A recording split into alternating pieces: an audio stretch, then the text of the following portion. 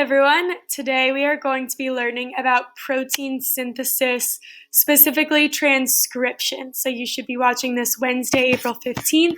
The color is yellow, so the notes that you're taking are on this little yellow table. Not too long. All right. Okay, so the first question is key point number 1, overview of protein synthesis. What 3 molecules are involved? So the 3 molecules involved in protein synthesis are DNA, RNA, and protein. Remember yesterday in the metaphors and how that connects. And then protein synthesis involves 2 processes, transcription and translation. Today, transcription, tomorrow, translation. The overall purpose of protein synthesis is to create proteins for the cell and the organism. Okay, so we're going to talk about DNA versus RNA. Here is DNA, here is RNA. Pause your screen and notice at least 3 differences between the 2 molecules. Okay, so DNA is a double-stranded molecule. It's a double helix. Notice how it's got these 2 strands on either side, whereas RNA is single. And then here, there's the table. So there's DNA and RNA. DNA is double-stranded. It's got 2 strands. RNA is single-stranded. It just has 1. Another difference is the type of sugar. So deoxyribonucleic acid is the name of DNA because it has deoxyribose. And then RNA is just ribonucleic acid because the sugar is ribose. And then the nitrogen bases, so as we learned 2 weeks ago, DNA is when G bonds with C and A bonds with T.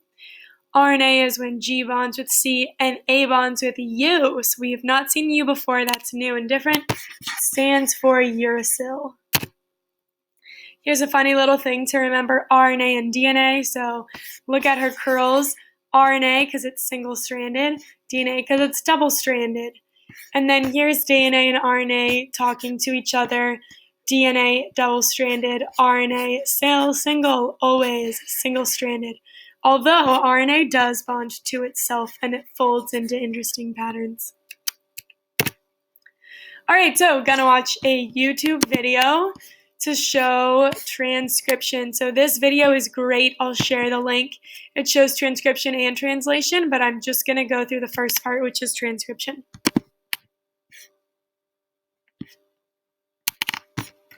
Computer is frozen. Okay.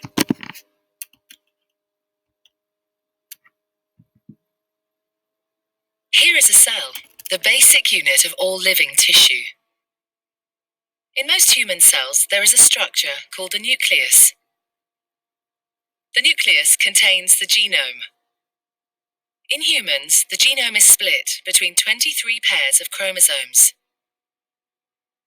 Each chromosome contains a long strand of DNA, tightly packaged around proteins called histones. Within the DNA are sections called genes. These genes contain the instructions for making proteins. When a gene is switched on, an enzyme called RNA polymerase attaches to the start of the gene. It moves along the DNA, making a strand of messenger RNA out of 3 bases in the nucleus. The DNA code determines the order in which the 3 bases are added to the messenger RNA. Okay, I'm going to pause. So DNA is double-stranded. That is what's on the outside. RNA polymerase is that big enzyme in the background. Notice how U's are being added to the A's. So here we have DNA's A bonds to RNA's U. DNA's got a G, it bonds to RNA's C, and so on. This process is called transcription.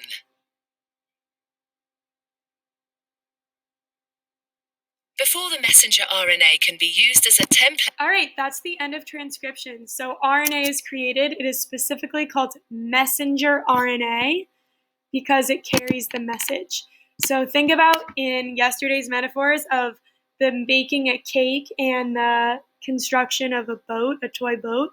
The messenger was the shopping list, or the messenger was the printed instructions. Okay, just let's review that video. Nucleus, that is the organelle containing all DNA.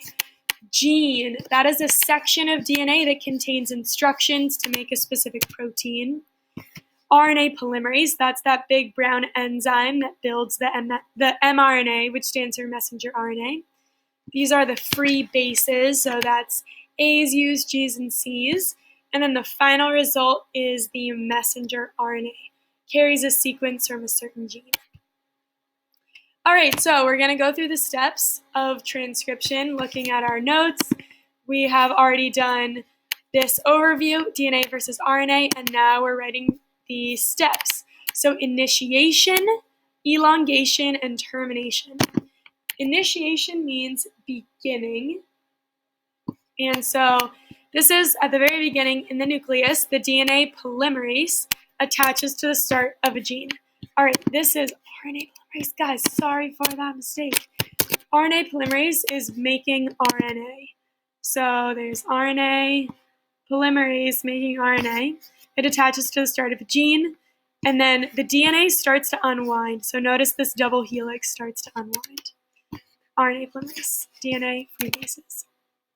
Okay, elongation. So in that word, elongation is long.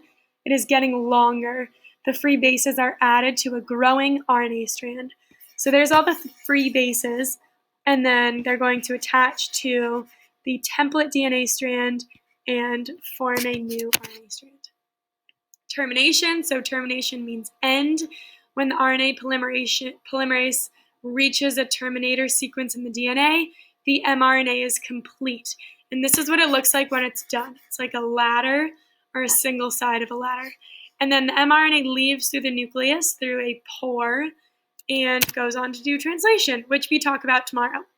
Okay, last point. Transcription complementary base pairing. So remember in DNA, A always bonds with T, apple tree. And C always bonds with G, car garage. RNA has the same car garage, CG, but it has that new thing called uracil, U.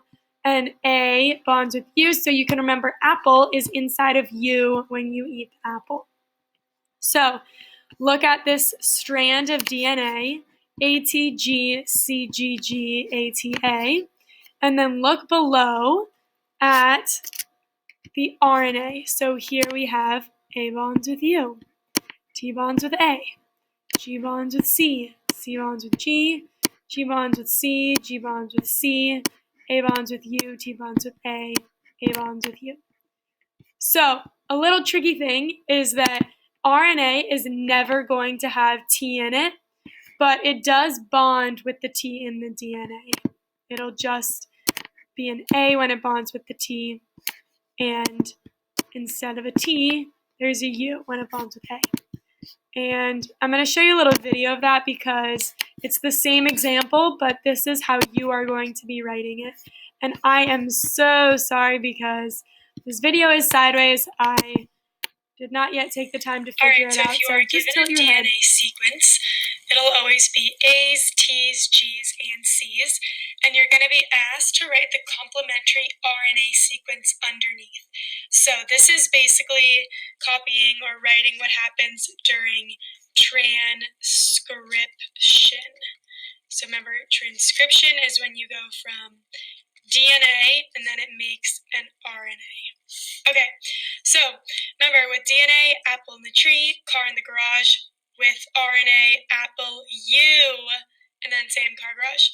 So for RNA, what bonds with A? U, uracil. What bonds with T? A. What bonds with G? C. What bonds with C? G. What bonds with G? C. What bonds with G? C. What bonds with A? If it was DNA, it'd be T, but it's RNA, so it's U. What bonds with T? A. What bonds with U? Sorry, what bonds with A? U. All right, so here's what is on your notes. I want you to try that on your own. And I'm going to show the answers quickly. You can pause them when you're done. You can check your work, but I do want you to try it on your own.